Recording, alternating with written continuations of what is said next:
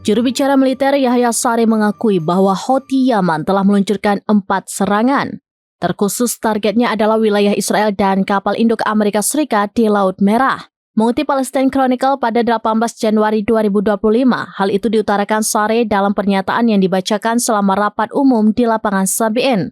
Rinciannya, Houthi telah meluncurkan serangan militer pertama dengan target lokasi vital Israel di wilayah Rash. Persenjataan yang dipakai adalah dengan 4 rudal jelajah dan diklaimnya berhasil mencapai sasarannya. Kemudian 2 serangan dilakukan berurutan di mana serangan pertama menargetkan Jaffa dengan 3 drone. Sementara serangan kedua menargetkan lokasi vital Israel di Ashkelon dengan 1 drone. Kedua serangan itu diklaim Saree berhasil mencapai tujuan. Selain itu, Saree menegaskan bahwa ketiga operasi mereka itu bertepatan dengan operasi militer keempat yang dilakukan oleh Angkatan Laut yang menargetkan kapal induk Amerika Serikat Truman di utara Laut Merah.